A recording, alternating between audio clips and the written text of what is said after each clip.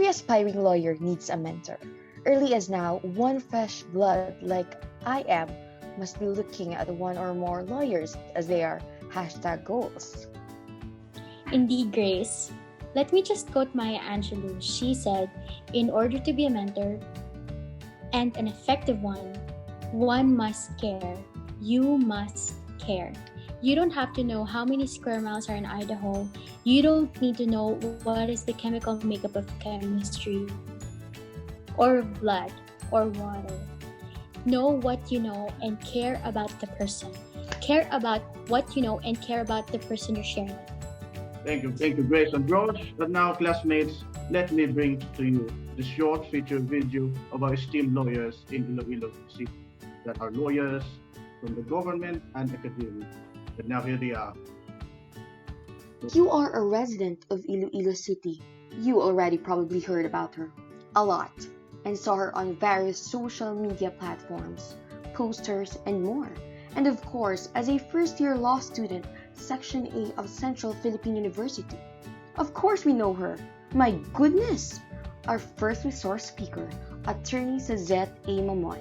Attorney Mamon is currently Iloilo's provincial administrator. She graduated her pre-law course at Central Philippine University, which is AB Political Science, and her Juris Doctor at Ateneo de Manila University. So before she became a provincial administrator, she worked as an executive secretary for Governor Arthur Defensor in the year 1992 to 1998. She also worked as a clerk of court at the Regional Trial Court Branch 67 of Gimbal from 1997 to 2001, and she became a professor at Central Philippine University from the year 1993 to 2004 and became a municipal mayor of Bajangan, Iloilo from 2004 to 2013.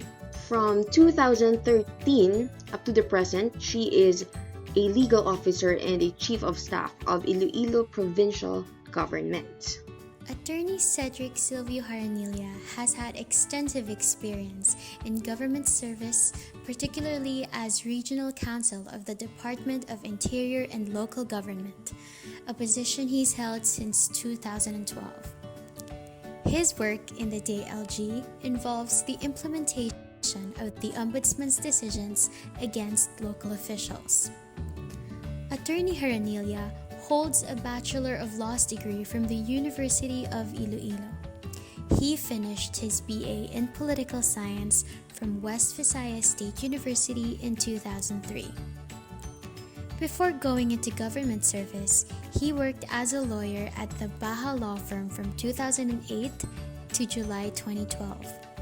Aside from being a counsel at the DLG, Attorney Haranilia also holds his own law office. We have chosen Attorney Ruben Torres as one of our speakers, for not only is he marked with sagacious meticulosity in the ways of law, but likewise an impassioned herald of fidelity and devotion brought out from years of experience and profound ideality. Having the educational background of BS in Commerce in the University of San Carlos in Cebu, but later he transferred in the University of San Agustin in Iloilo, where he graduated on the year 1975. He has been working in banking since 1975 to 2014, but when he passed the bar examination and became a full-fledged lawyer on the year 1983, he has practiced law ever since. Being then, as the president of the Iloilo City Zoning Administrator, he functions as the one who implements and executes zoning ordinances of the city by allowing and giving permits for lot usage and resolving conflicting resolutions. Future lawyers, our conversation with these three lawyers suggests it is not always glamorous. Of course, one of the things one must enjoy as a lawyer is the prestige that goes with it. Rosh, Matthew, this exercise on meeting and interviewing Attorney Mamon, Attorney Haranilia, and Attorney Torres shed some light into this a long journey to be a lawyer. Here are some exceptional and remarkable advice from the three of them. Number one is, of course, if you want to be a lawyer, basically it's a matter of interest, and it's a matter of pursuing it, no? If it is really your goal, okay, that's number one. Number two, you have to have the sense of discipline and focus, no? That's why I've been telling you, you invest on, your time is actually so precious, so you invest it in studying, because it really speaks a lot and matters a lot of the time that you invested on those things when you take the bar. I'm sorry, but you know what? My orientation is on that aspect. The other orientation is this. Well, the bar is a primary consideration for you to be a lawyer. You cannot be a practicing lawyer without overcoming the bar. So the first consideration that you have is to really be a successful bar passer. No, dapat pasar ka dyan. And in lawyering, you have to have values, good values, integrity, because it speaks a lot of your reputation. No, it doesn't matter if you have small cases. The important thing is that you have a good reputation and you handle well your cases.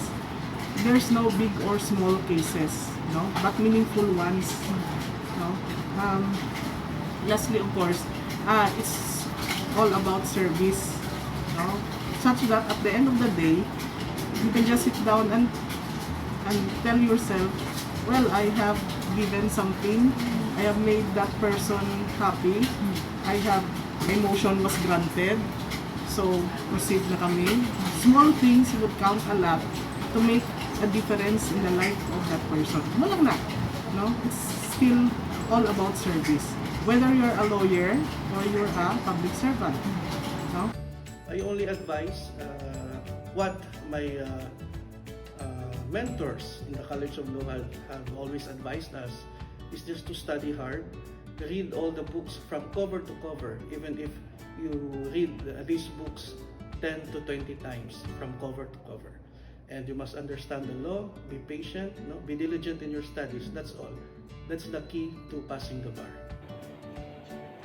Now, for those who are aspiring to become lawyers,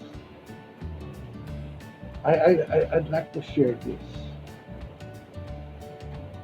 Law is a very noble profession.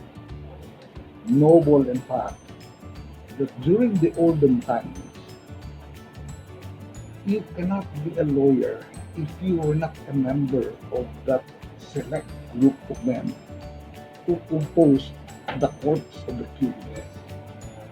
So it was a noble profession reserved only for people who not only had the integrity, but somehow before that, during that time, you were supposed to be of a certain class, apart from the ordinary citizen. So it's a noble profession.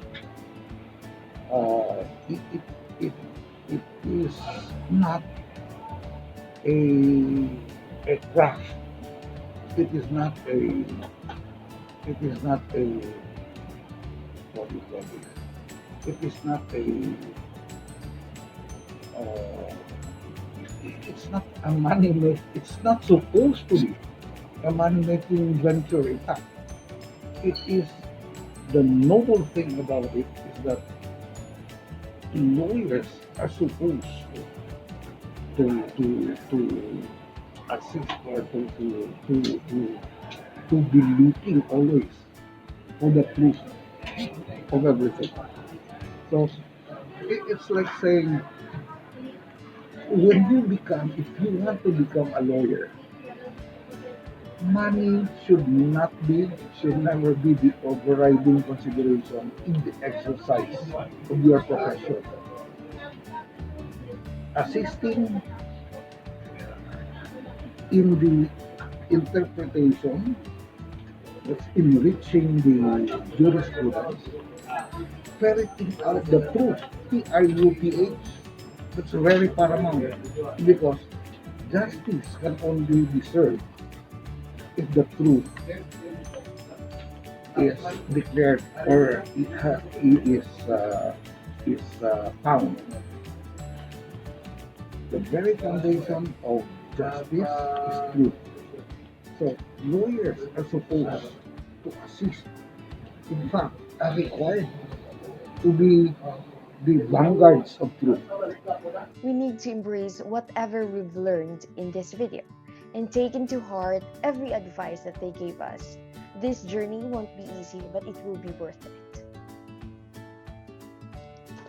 I've come to realize that being a lawyer, being in the legal field, it's not just, profession. It's really a calling. Well spoken, Graciela and Roche. Being a lawyer in the government, as Attorney Ruben Torres would have it, is like a fish in the ocean, hailing from its origins with the special armaments of its chosen inclination. It is a path lavish with the intricate applications of rules and regulations of law amidst the three pillars of golden government, namely the executive, legislative, and judiciary. To misunderstand this profession as a means of military procurement is to defeat the purpose of law. That is all. This is the Vanguard Group. Signing off for legal profession. Have a lawful evening. evening!